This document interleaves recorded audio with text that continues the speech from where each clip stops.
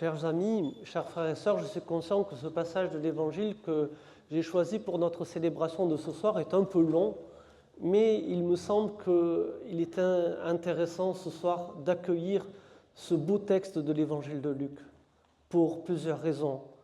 La première raison, je pense, elle nous concerne directement.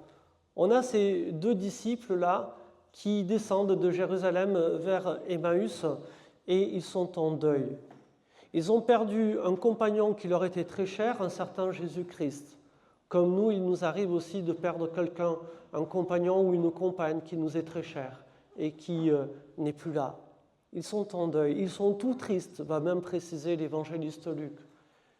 Et voilà que Jésus vient marcher à leur côté sur la route.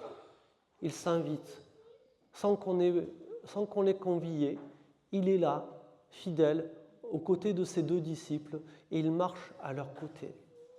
Et ce que j'aimerais que l'on puisse accueillir, frères et sœurs, pour nous, c'est que quelles que soient nos épreuves, quelles que soient nos difficultés, quelle que soit notre manière de vivre le deuil, nous puissions nous aussi accueillir cette présence fidèle de Jésus qui vient marcher à nos côtés. Quelquefois, comme les disciples d'Emmaüs, peut-être que nous ne le reconnaîtrons pas.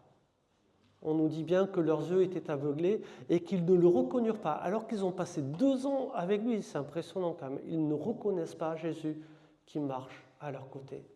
Mais ils vont quand même discuter avec lui.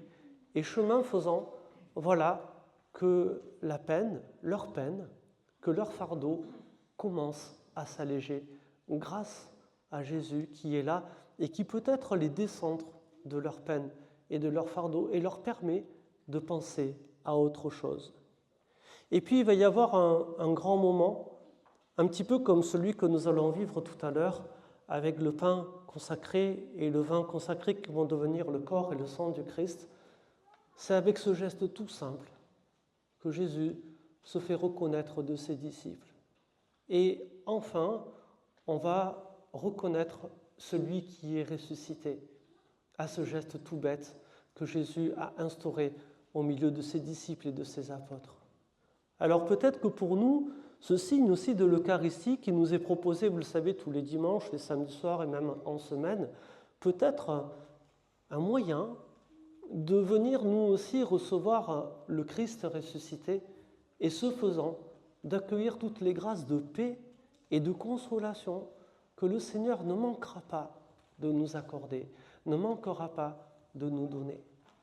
Et c'est ce que j'aimerais, ce que je souhaiterais pour chacun de nous, que ce soir, en participant à cette célébration, nous puissions vraiment, nous aussi, accueillir le Christ qui marche à nos côtés fidèlement, même si nous ne le reconnaissons pas, et que par ce simple signe de l'Eucharistie, nous puissions accueillir sa présence à l'intérieur de nous-mêmes, dans nos cœurs et dans nos vies. Et qu'en l'accueillant ainsi, laissons le Seigneur œuvrer. Laissons le Seigneur libre de nous accorder tout ce que lui jugera bon de nous donner à chacun, parce que nous sommes tous différents et nous savons que le Seigneur prend la peine de donner à chacun ce dont il a réellement besoin, et que ce faisant, nous puissions accueillir cette paix, cette consolation que le Seigneur va nous accorder.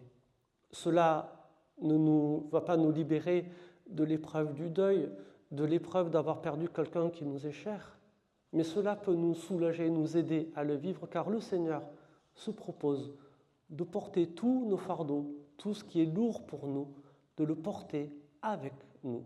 Voilà la bonne nouvelle que nous sommes appelés à accueillir quand nous sommes chrétiens. Amen.